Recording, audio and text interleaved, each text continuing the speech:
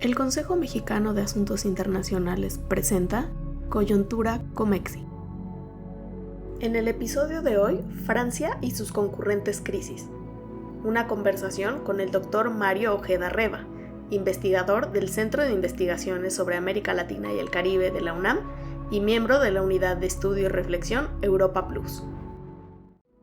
¿En qué contexto ocurre la crisis política que llevó a Emmanuel Macron a elegir un nuevo primer ministro y a Gabriel Attal en particular? Bueno, yo quisiera remitirme en primera instancia para que el gran público entienda de qué se trata esto, que la Quinta República Francesa, que es el sistema político vigente en este país, es peculiar en el sentido que podríamos definirla como un parlamentarismo presidencial, un semipresidencialismo, otros hablan de una monarquía electiva, ¿sí? que exhibe la peculiaridad de que otorga, bueno, divide, hay un jefe de Estado y un jefe de gobierno. El jefe de Estado se ocupa de los grandes temas del mismo, es decir, la política exterior, la política de defensa, antiguamente la política económica, que ahora, bueno, al ser parte de Francia, de la Unión Europea, pues eso se ha aplicado al Banco Central Europeo. Francia tiene una moneda nacional, el franco, ahora forma parte del euro, pero bueno, de los grandes temas. En tanto que el jefe de gobierno se ocupa de los temas del día a día, de la gobernanza del día a día. Eh, Emmanuel Macron, un joven presidente que llegó a poder en 2017 con una agenda de reforma muy ambiciosa, pues es un centrista moderado, pero al mismo tiempo es un liberal en lo económico que busca renovar pues una economía francesa que muchos ven estancada por efecto obra y efecto de un estatismo, eh, pues una intervención estatal eh, bastante alta, con impuestos, también una alta fiscalidad, que, bueno, que muchos consideran un corsé que evita que la economía francesa exhiba el dinamismo de otras economías de la región. Entonces, un intervencionismo del Estado. Eso, bueno, no voy a entrar en esa polémica.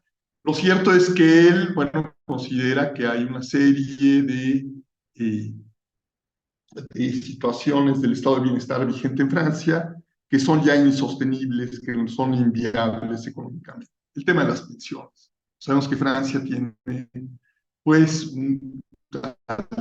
igual que otros países europeos, un tema de una pirámide demográfica en vías de inversión, ¿sí? Es decir, que la cúspide, una cúspide cada vez más exigua, va a tener que sostener y sufragar las pensiones de una base cada vez más amplia de jubilados y pensionados. Entonces, bueno, pues para sufragar esas pensiones, pues introdujo una serie de medidas impopulares como el aumentar la edad de jubilación, ¿sí?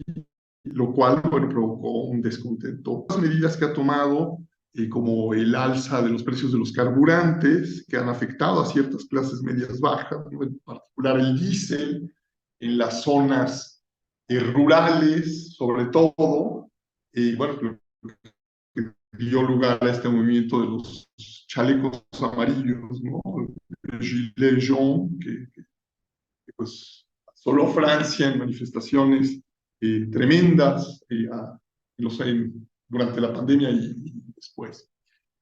También, bueno, el tema de la migración, que es un tema pues muy espinoso en Francia, porque, bueno, Francia, recordemos, tiene la mayor población musulmana en Europa occidental. Y esto hace, bueno, pues esto ya se presenta como un problema cultural muy grave, porque esta magrebí esencialmente de Argelia, de Túnez, de Marruecos no ha sido integrada, bueno, y además subsahariana también, no ha sido integrada al proyecto nacional francés, al proyecto eh, identitario, secular, laico, republicano, que era el timbre de orgullo de Francia, ¿no?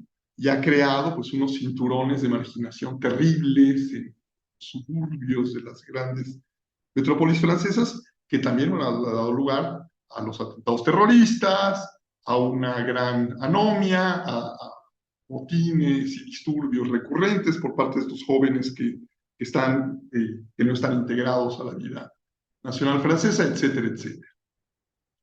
Entonces, bueno, sabemos que, bueno, Macron, pese a sus enfoques controvertidos, considero que es ya el último bastión del centrismo liberal en Francia, porque, bueno, ahora resulta que enfrenta no a uno, a dos candidatos de una ultraderecha, ¿no? Es decir, Marine Le Pen, la hija de Jean-Marie Le Pen, fundador del Frente Nacional, que ella transformó en la reagrupación nacional, tratando de quitarle los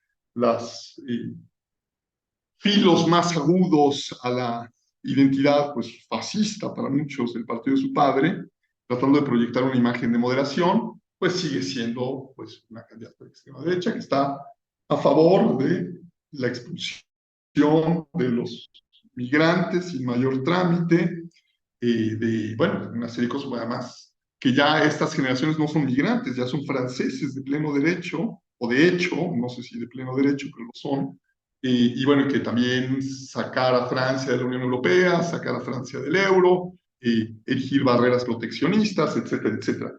Y Eric Zemmour, que es incluso más ultraderechista que Marine Le Pen, que maneja un discurso islamófobo, racista, anti-inmigrante, ¿no? Que es un adalid partidario de esta teoría racista del gran reemplazo, ¿no? De que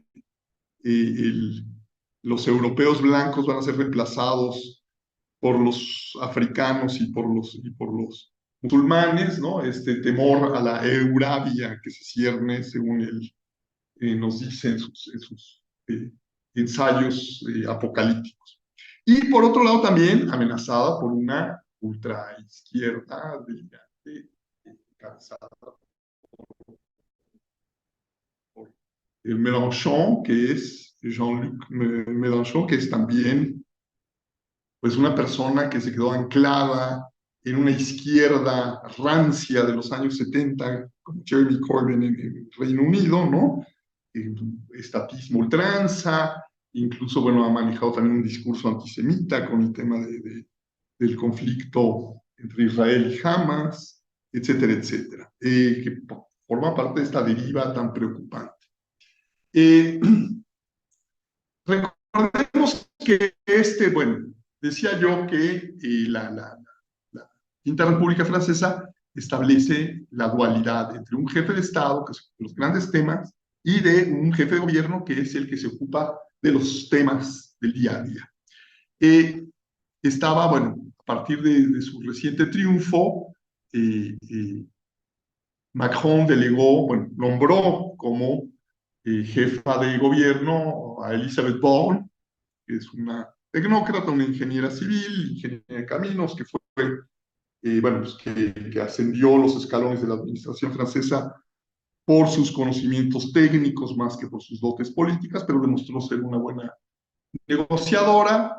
Desde el 2022 y le tocó el asunto de las pensiones. Nada más que con la salvedad de que, para sorpresa de todos, el partido Renacimiento de Macron perdió estrepitosamente las elecciones legislativas y quedó bueno, la oposición quedó en posesión de la Asamblea Legislativa. Entonces, intentaron negociar la reforma de las pensiones y la oposición se negó en redondo a aceptar este nuevo esquema de pensión, por lo cual la entonces primer ministro Elisabeth Borne utilizó un recurso que está previsto en la Constitución francesa de 1958, artículo 49, apartado 3, para aprobar la ley por decreto sin pasar por el voto a la Asamblea Nacional, donde la oposición era mayoría, lo que dio lugar a muy violentos disturbios y enfrentamientos entre manifestantes y la Policía Nacional. Para variar, hubo barricadas en París. Sabemos que a los franceses, pues, la épica revolucionaria les llama, ¿no? Desde el 1789, 1871 y de manera, 1968 y de manera recurrente. Estas explosiones, estos brotes de descontento. Ahora enfrenta el tema de la ley de migración, que es una ley muy restrictiva, muy punitiva, que busca pues cerrar las fronteras a los flujos migratorios provenientes del sur global, en especial del África magrebí y subsahariana. No sé qué tan eficaz sea esto, bueno, pero en fin, es un tema controvertido en Francia y que, bueno, y que suscita discusiones muy apasionantes. Como decía yo, el jefe de Estado tiene la facultad de nombrar al jefe. El jefe de gobierno no es elegido por sufragio universal, es un empleado, en el sentido del jefe de Estado, es subordinado al jefe.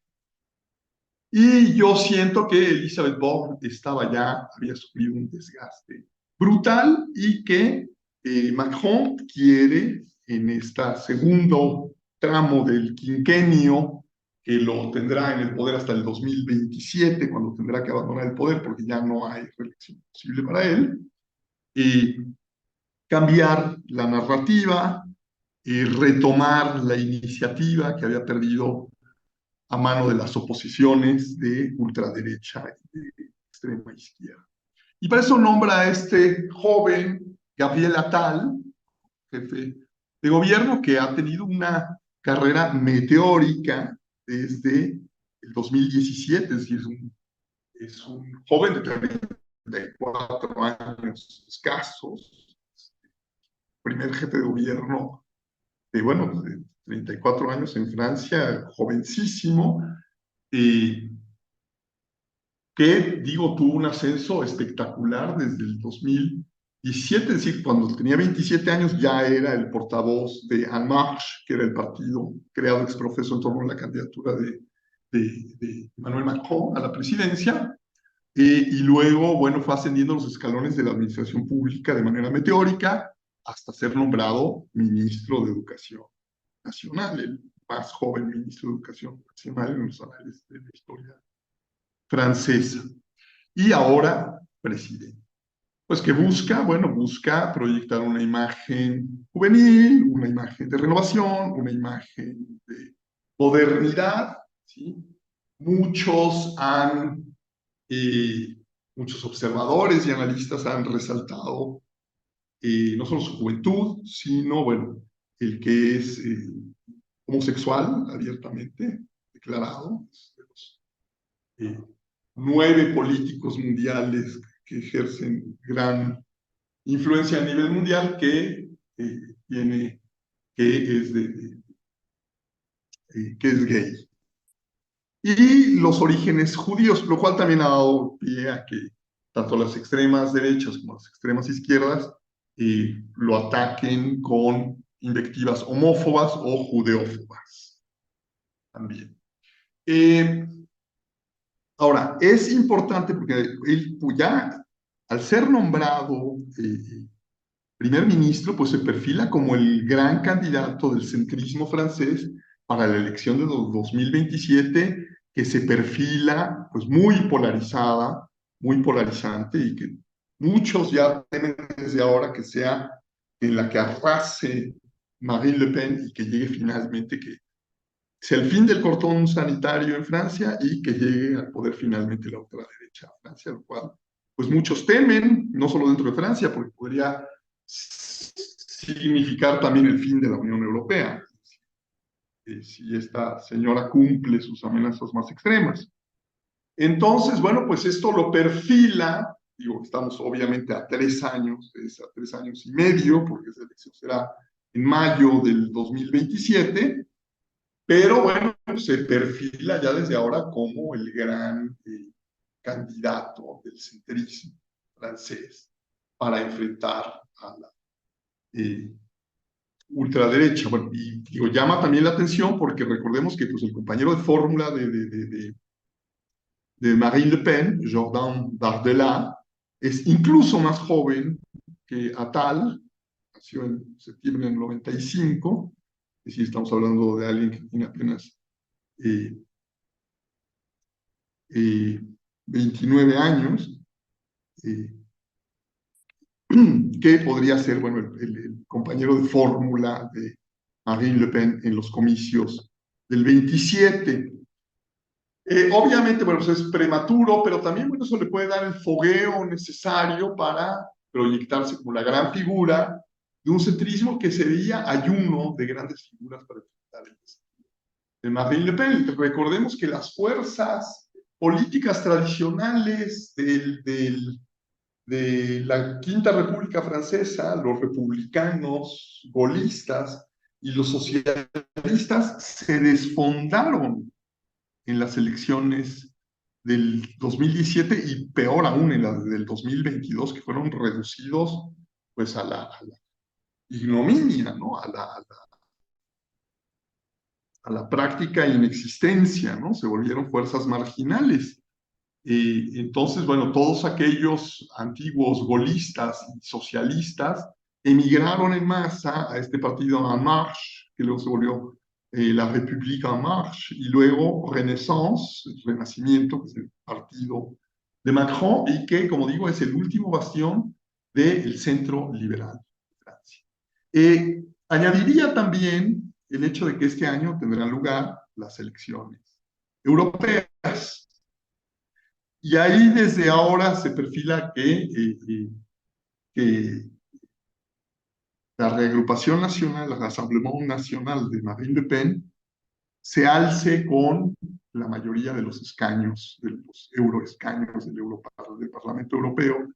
Con algunos le adjudican 31, 33% de la intención de voto. Y eso, bueno, pues entonces también Macron ha tomado en cuenta esta situación para renovar el gobierno, para sacar a una Elizabeth Borne que estaba ya muy desgastada y meter esta imagen juvenil de renovación que proyecta modernidad. Y vamos a ver qué impacto tiene en las elecciones europeas. Si logra acortar distancias, pues entonces sí podría proyectarse como un candidato destacado para los comicios de mayo del 2027. ¿Cómo conciliar la idea de renovación política en el partido centrista con todo lo relacionado a la guerra cultural y los problemas de rechazo a la otredad en Francia y Europa en términos más amplios? Bueno, ese es el gran desafío que enfrenta Francia. Es decir, eh, Francia ha sido un país que ha recibido sucesivas oleadas de migración. Me voy a remitir, bueno, como historiador en el tiempo, ¿sí?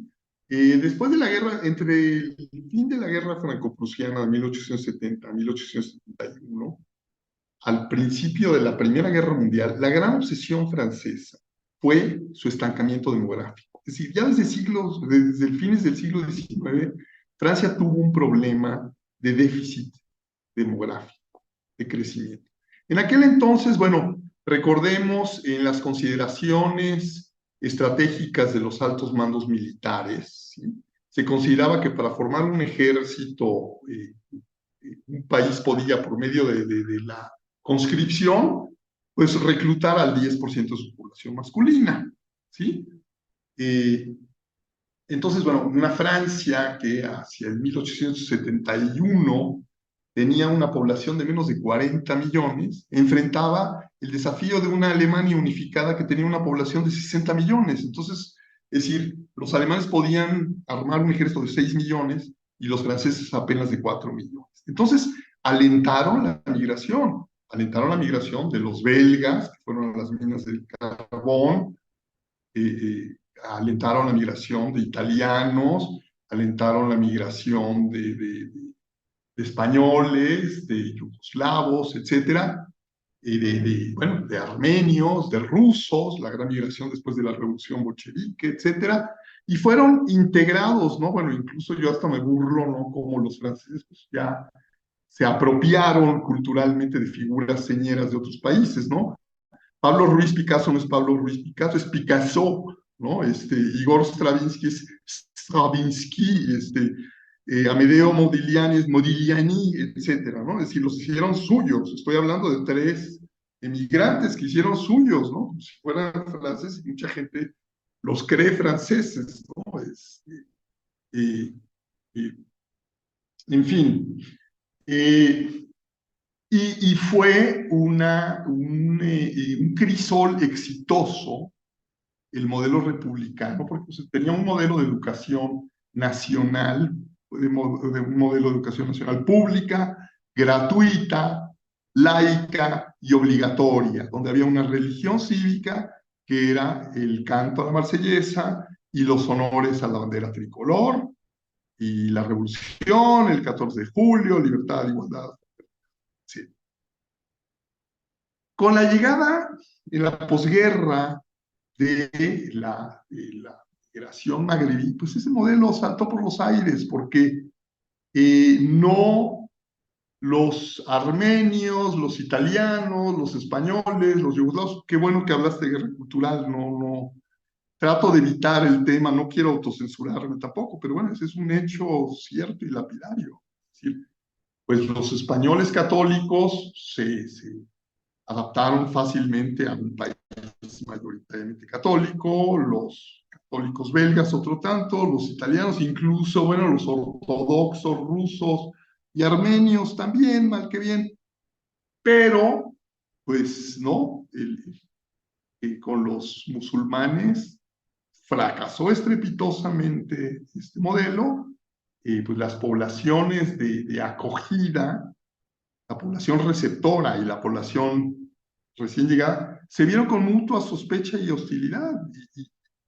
Y los franceses, pues, confinaron estas poblaciones a estos suburbios anómicos, ¿no? Los llaman la banlieue, que le llaman los franceses, ¿no? En estos unidades habitacionales anómicas, terribles, desintegradoras, segregadoras, que causan pues sí, una gran frustración, ¿no? Los HLM, los albergues de alquiler moderado o subsidiado, pues, están en las afueras de las ciudades, lejísimos de los centros, están en las periferias, pues donde están estas juventudes completamente alienadas, que no se sienten parte del modelo francés. Obviamente, libertad, igualdad y fraternidad les suena como un lema vacío y ridículo, que no les toca a ellos, ¿no? Y imaginemos también, pues, tratar de conseguir un empleo o un alquiler en los barrios burgueses de París o de Lyon o de Toulouse o de Burdeos, ¿no? Llamándose Mohamed o Dalida, ¿no? Pues muy difícilmente consigue una vivienda o muy difícilmente consigue un empleo. Esto ha dado lugar, pues, a estaciones, vamos, desde las más abiertas, ¿no? Cuando juega Francia contra Argelia, ¿no? Y cantan la Marsellesa en el estadio, los jóvenes franceses de origen magrebí abuchean el himno nacional francés, rechifla, etcétera, y cuando toca el himno nacional argelino, todos, bueno, cantan fervorosamente el himno argelino. Entonces, bueno, obviamente, pues es una población que no está integrada, ¿no? Y que es una bomba de tiempo y lo ha demostrado en inúmeros motines y disturbios. Recordemos los incendios de automóviles que han tenido lugar desde el 2004, 2005 y que se repiten cíclicamente en los suburbios. Y también, bueno, la reacción racista, ¿sí?, de la ultraderecha francesa, que llama a la expulsión de estas poblaciones. Bueno, si se pudiera expulsar esta población que es, pues ya es francesa, ¿no? Bueno, pues sería una limpieza étnica. Ahora ellos alegan también, bueno, pues a nosotros nos expulsaron de Argelia, ¿no? A los pieds noirs también. Pues, en fin, claro, esto no es algo que sea de recibo en una democracia. No se puede, por más que Eric Zemmour y Marine Le Pen llamen a la expulsión de estas poblaciones, ¿cómo se llevaría esto a cabo? Si fuera pues un crimen contra la humanidad, ¿no? Pero bueno, de esa gravedad es la guerra cultural que bien ha señalado Alejandra, que enfrenta la sociedad francesa hoy en día y que yo lo veo muy difícil que se resuelva. Fracasó también el modelo de pluralidad en Reino Unido. Hemos visto que también pues, estas poblaciones tampoco se han integrado a la pues a la vida cultural europea. Digo, tienen un rechazo muy grande a ciertos valores de Occidente, ¿no? Como la emancipación femenina, los derechos de las minorías sexuales, etcétera, etcétera. Pues lo ven con auténtica repulsión y rechazo. Entonces, ¿cómo conseguir, qué fórmula podemos aplicar para integrar a estas generaciones que han sido abandonadas a su suerte desde hace décadas, desde los años 70? Recordemos simplemente la película El Odio, ¿te acuerdas, no? La haine, que es esta película que retrata precisamente la anomia cultural de estos jóvenes pues, inadaptados a la vida secular francesa. Ese es el gran reto, y yo la verdad no sé por dónde podría empezar Francia a tratar de enmendar esos entuertos. Bueno, recordemos que pese a su juventud ya tiene una experiencia gubernamental intensa, fue ministro de Educación Nacional. Ese es uno de los, pues ese es uno de los pilares que podría de la integración, la educación, que ha fracasado. Es decir, la educación francesa, la educación pública francesa, antiguamente tan admirada y tan celebrada, un mecanismo de integración nacional, ¿no? Eh, pues ha fracasado, hay un deterioro de la educación pública. Francia no tenía universidades privadas ni tenía escuelas privadas, hay un auge de escuelas. Si las clases medias y acomodadas ahora prefieren enviar a sus hijos a las escuelas privadas, ya no a las públicas. ¿Por qué? Porque las escuelas públicas pues hay un deterioro, se aprecia pues que hay, no sé, prácticas de pandillerismo, de gamberrismo, de bullying, ¿no? Etcétera, y una conflictividad muy alta. Bueno, hemos visto pues casos atroces, ¿no? De dos profesores de la educación pública francesa asesinados por sus propios estudiantes musulmanes en clase por temas de controversias sobre Charlie Hebdo, la revista esta satírica que utiliza pues imágenes muy crudas contra el Islam, etcétera, que llevó, bueno, al asesinato, al degollamiento de un profesor en la propia aula, ¿no? Una cosa escandalosa, ¿no? Y recientemente otro acto así. Bueno, entonces, bueno, vemos que hay un deterioro muy grande y real, no es innegable. Tratar de tapar el sol con un dedo, decir, no, es un malentendido. No es un malentendido, hay un grave conflicto, hay una fractura tremenda. Pues, ¿cómo lo va a resolver? No sé, no conozco bien su gestión como ministro de Educación Nacional, la verdad, diría que sería un atrevimiento de mi parte, porque no la seguí en su momento tampoco, salvo en estos casos de que sí ha habido un grave deterioro de la educación pública en Francia, que es notorio en estos casos de violencia en las aulas, ¿no? No sé si el hecho de que sea homosexual y judío le ayude mucho con estas juventudes islamizadas, radicalizadas en el islamismo, ¿no? Yo creo que pues, podría incluso representar, pues, no sé, realmente no me atrevo a hacer un pronóstico al respecto, pero sí es obvio que Francia sí tiene que hacer eh, pues un examen de conciencia, porque además es el pez que se muerde la cola, porque hablamos de que otro de los temas es las pensiones. Es decir, tenemos una Francia envejecida, una Francia que ya no tiene hijos, ¿sí? Que como dicen ahora las bromas ya tienen doctorados y perros y perrijos y gatijos, ¿no? No tienen hijos, ¿no? Y en cambio los que sí se reproducen, pues son los musulmanes, ¿no? Entonces, y que bueno, que necesita, como otros países de Europa, pues una migración. No lo han querido resolver. No sé si a lo mejor pudieran resolverla mediante alentar una migración más fácilmente adaptable, como pudiera ser la latinoamericana, que yo veo más adaptable a la corriente nacional francesa que pues, aquellos provenientes de Medio Oriente y de África, sinceramente, ¿no? Pero bueno, eh, pero entonces hay un enfoque restrictivo en la migración, pero por otro lado hay un déficit demográfico que va a llevar al colapso del estado de bienestar en Francia, ¿no? Entonces, eh, es, reitero, como el pez que se muerde la cola. ¿Cómo resolver eso? Yo no me atrevería, la verdad, a proponer un modelo.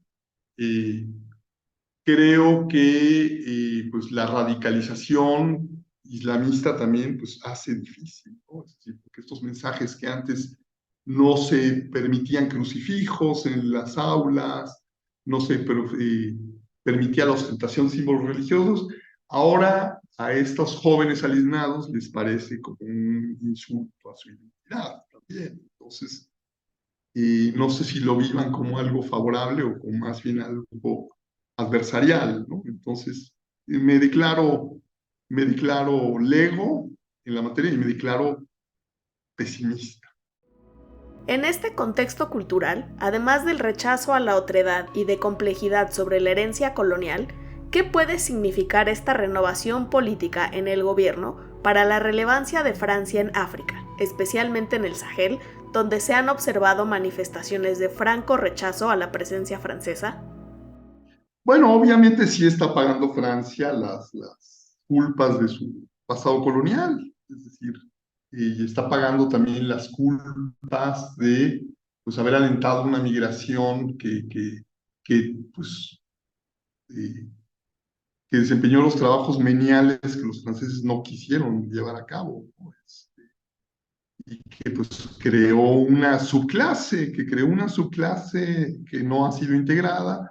Y bueno, y a nivel exterior, y evidentemente el prestigio francés, la grandeur francés, la francofonía, pues se viene abajo, porque evidentemente pues ya se ve con el rol de Francia en Níger, en Chad, en Senegal, se ve con creciente recelo, no se ve como la madre patria o la metrópoli, no, se ve como intrusivo, pues se ve ya como además pues una Francia que además ya no tiene el poder que había tenido antiguamente, pese a que, bueno, sigue ocupando un rol, a mi modo de ver, junto con Gran Bretaña, desmesurado en el mundo contemporáneo. El hecho de que ambos países tengan un asiento permanente en el Consejo de Seguridad, ¿no? Y derecho de veto dentro dentro del mismo, pues en un mundo en que, bueno, hay potencias que los rebasan por mucho, Japón, India, Alemania, dentro del propio contexto europeo, ¿no? A los antiguos potencias victoriosas de la guerra. Entonces, sí, bueno, Francia ha perdido influencia. Incluso yo lo hablaba con mis alumnos. En la UNAM tenemos un programa conjunto con Erasmus, un programa Erasmus de maestría, y recibimos estudiantes europeos en el semestre de otoño y hablaba con ellos de cómo, por ejemplo, pues Francia, antiguamente hablar francés era un timbre de orgullo para ciertas clases medias, ¿no? Era una aspiración que las ciertas clases medias latinoamericanas querían tener, ¿no? A través de las alianzas francesas o del IFAL, etcétera. mandaban a los hijos a estudiar francés, como, pues ya no como segunda lengua, porque recordemos que el francés, valga la redundancia, fue la lengua franca del siglo XIX, la lengua de la diplomacia, pero pues fue el 20 el inglés la desplazó, pero se volvió la segunda lengua. Hoy en día esas mismas clases medias aspiran a que sus hijos hablen mandarín o alemán, lo cual es revelador, es decir, de la pérdida de la influencia que Francia había tenido, ¿no? Yo creo que pues, en generaciones precedentes la literatura francesa tuvo un impacto bestial, ¿no? A través de Camus, de Jean-Paul Sartre, de otros escritores. Ya no sé si sigue teniendo tanto impacto en las generaciones precedentes.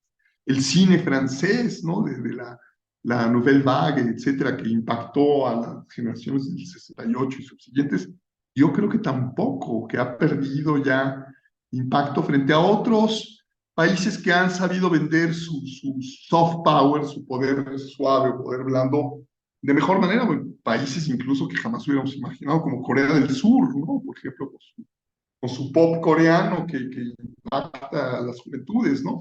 O los colombianos y los puertorriqueños con el reggaetón, ¿no? No veo que la música francesa tenga un lugar destacado.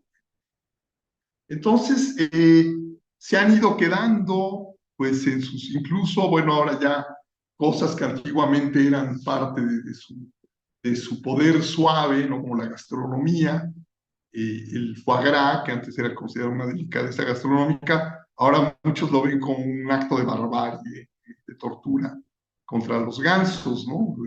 De violencia contra los animales, ¿no? Y ha sido boicoteado en una serie de países, ¿no? Su consumo. Entonces, bueno, Francia pierde terreno, pero también veo yo una Francia cada vez más ensimismada, con menos vocación exterior y más ensimismada en sus grandes problemas, ¿no? Está ausente de los grandes debates. Pues digo, yo siempre le cuento a mis alumnos que cuando De Gaulle vino a México, pues tuvo un recibimiento apoteósico, ¿no? Se volcaron las masas a irlo a ver, como fueron a ver a Kennedy, ¿no? Tipos del presidente López Mateos. Esa Francia ya no existe, esa Francia está ausente, ya se retiró de América Latina, ¿no? Alemania tiene más presencia en América Latina, Reino Unido tiene más presencia en América Latina, Países Bajos tiene más presencia en América Latina que la propia Francia. Entonces, es una cosa, hay como un, pues sí, es una Francia en retirada en el orden internacional y que su papel cada vez es menos reconocido y más vilipendiado. Eso es algo que, bueno, pues que Macron no logra restaurar. Y bueno, también, pues pensemos también, ellos están pagando también su deterioro. Bueno, se les incendió Notre Dame, no olvidemos eso. Que por más que lo reconstruyan, pues quién sabe qué pastiche quede ahí, ¿no? ¿Qué significa esta retirada, tal vez involuntaria, y la polarización política en Francia para el liderazgo francés en el proyecto europeo y para la continuidad misma de la Unión Europea en tiempos de profundo euroescepticismo? Pues es una amenaza muy grande, ¿no? Francia era, pues, junto con Alemania, los grandes pilares de la Unión Europea, ¿no? El eje franco-alemán, ¿no? Eh, pues recreado, digo, desde eh, Helmut Kohl y François Mitterrand y refrendado por Chirac y Angela Merkel y refrendado también por el propio François Hollande y Angela Merkel. Y pues ahora yo no veo a Otto Scholz a Macron como grandes socios. Francia, pues sí, ha replegado en sí misma, está mirándose al ombligo, ¿no? Está desatendiendo los asuntos. Y bueno, en una época de emergencia de liderazgos populistas, euroescépticos, como el de Giorgia Meloni en Italia, que es la tercera economía europea, el reciente triunfo de Geert Wilders en Países Bajos, la amenaza de Vox en España, y pues también los partidos de ultraderecha en Suecia y en Dinamarca, pues hacen augurar que podría el gran proyecto europeo podría saltar por los aires. Es decir, eh, no tengo la bola de cristal otra vez, ¿no? Con Giorgia Meloni las expectativas eran catastróficas, ¿no? Ella iba a repudiar de plano la Unión Europea, que iba a haber una suerte de Italexit, ¿sí?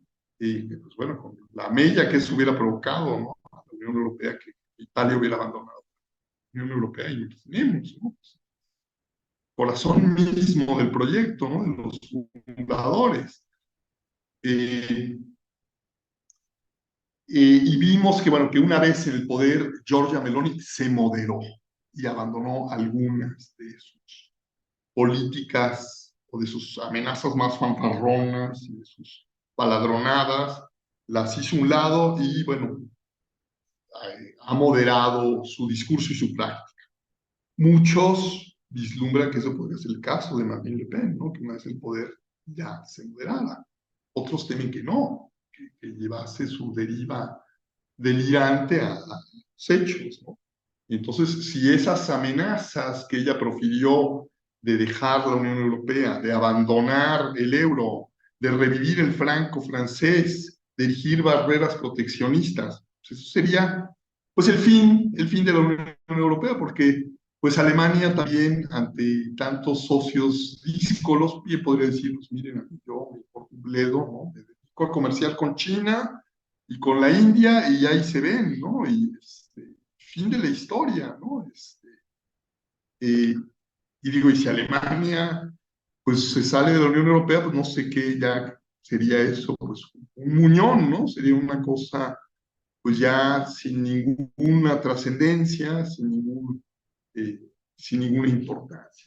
Vemos que pues sí, la imagen internacional de la Unión Europea está muy deteriorada también, no han logrado hablar con una sola voz en el ámbito exterior, no han logrado pronunciarse ante amenazas graves como la invasión rusa de Ucrania. Ha habido escándalos terribles de corrupción en el Parlamento Europeo. Hay pues sí, el ciudadano percibe el experimento europeo como unas autoridades burocráticas remotas, que son ajenas a sus preocupaciones cotidianas. Pues sí, esto sería un golpe definitivo. Por eso me refiero yo a Macron y su partido como el último bastión del occidente liberal. Es decir, si pierde, si pierde Renaissance en 2027, pues estaremos mirando al abismo directamente y pues las repercusiones para la Unión Europea serían desastrosas. Ojalá que Gabriel Attal logre consolidar un liderazgo en estos años importantes, logre eh, consolidar un acervo que lo proyecte como una alternativa a la catástrofe.